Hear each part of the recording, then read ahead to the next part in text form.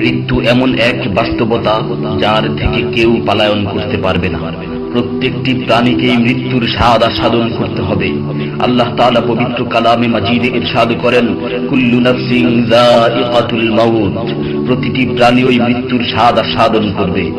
কুল ইন্নাল মাউতাল্লাযী তাফিররুনা মিনহু ফাইন্নাহু মুলাকীকুম, হে নবী আপনি বলে দিন, মৃত্যু যার থেকে তোমরা পলায়ন করছো সে অবশ্যই তোমাদের সাথে সাক্ষাৎ করবে। আইনামা তাকুনু ইউদরিকুমুল মাউতু ওয়ালাউ কুনতুম ফি বুরুজিম মুশাইয়াদা, তোমরা যেখানেই থাকো না কেন মৃত্যু তোমাদেরকে পাকড়াও করবেই, যদিও তোমরা সুদৃঢ় দুর্গে অবস্থান করো। লিকুল্লি উম্মাতিন আজাল, ইযা জাআ আজালুহুম ফালা ইস্তাখিরুনা সাআতান ওয়ালা ইস্তাকদিমুন, প্রত্যেকটি জাতিরই মৃত্যুর জন্য একটি নির্ধারিত সময় রয়েছে। যখন সেই নির্ধারিত সময় চলে আসে তখন তার থেকে এক মুহূর্ত আগ পিছ করা হয় না। এই ক্ষণস্থায়ী পৃথিবী যাকে নিয়ে তোমরা স্বপ্ন দেখছো, এই স্বপ্নের পৃথিবীও একদিন ধ্বংস হয়ে যাবে। কিয়ামতের সময় যখন নিকটবর্তী হবে তখন আল্লাহ সুবহানাহু ওয়া তাআলা নিজের দায়িত্বপ্রাপ্ত ফেরেশতাকে সিংহায় ফুৎকার দেওয়ার আদেশ দিবেন। অতঃপর ফেরেশতা সিংহায় ফুঁক দিবেন, ফলে পৃথিবী ও পাহাড় সমূহ উত্তোলিত হবে, চূর্ণ বিচূর্ণ হয়ে যাবে, আকাশ ফেটে টুকরো টুকরো হয়ে যাবে এবং নক্ষত্র সমূহ ঝরে পড়বে, সূর্য তার কিরণ হারিয়ে ফেলবে, সমুদ্রকে উত্তাল করে তোলা হবে।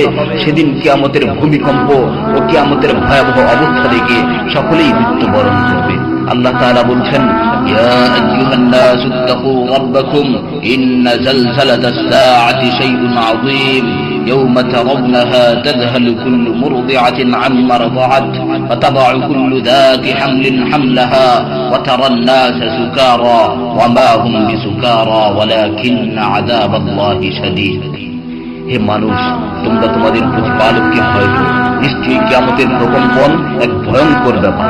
সেদিন তোমরা দেখবে প্রত্যেক স্তন্যদানকারিণী আপন দুগ্ধপোষ্য শিশুকে ভুলে যাবে এবং প্রত্যেক গর্ভধারিণী তার গর্ভপাত করে ফেলবে। তুমি দেখবে মানুষকে পাগলের মতো, আসলে ওরা পাগল নয়, তবে আল্লাহর আযাবই হবে কঠিন। فإذا نفخ في الصور نفخة واحدة وحملت الأرض والجبال فدكتا دكة واحدة, অতঃপর যখন সিংহায় ফুঁক দেওয়া হবে একটি মাত্র ফুঁক, আর জমিন ও পর্বতমালাকে উত্তোলিত করা হবে এবং মাত্র একটি আঘাতে এগুলো চূর্ণ বিচূর্ণ হয়ে যাবে।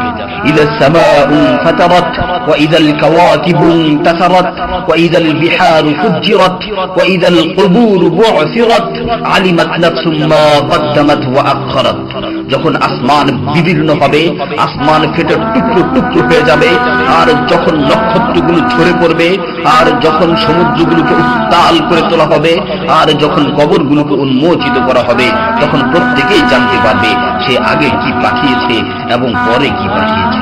সেদিন কিয়ামতের ভয়াবহতায় আল্লাহ সুবহানাহু ওয়া তাআলা ব্যতীত প্রতিটি প্রাণী প্রাণ হারাবে।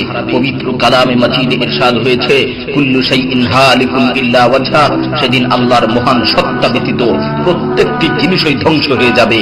কুল্লু মান আলাইহা ফান ওয়া ইয়াবকা ওয়াজহু রাব্বিকা যুল জালালি ওয়াল ইকরাম, সেদিন জমিনের উপর যা কিছু রয়েছে সবই ধ্বংস হয়ে যাবে, আর শুধুমাত্র মহামহিম ও মহানুভব আল্লাহ সুবহানাহু ওয়া তাআলাই বাকি থাকবেন। তাফসীরে ইবনে কাসীরে বর্ণিত হয়েছে, যখন ইসরাফিল আলাইহিস সালাতু ওয়াস সালাম সিংহায় ফুৎকার দিবেন তখন সকলেই মরে যাবে। মালাকুল মাউত মৃত্যুর ফেরেশতা এসে আল্লাহ তাআলাকে বলবে, হে আল্লাহ, সকলেই মরে গেছে। তিনি জিজ্ঞেস করবেন, অবশিষ্ট কে আছে?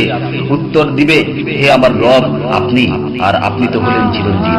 এছাড়াও বাকি রয়েছে জিবরাইল, মিকাইল ও আরশ বহনকারী ফেরেশতাগণ।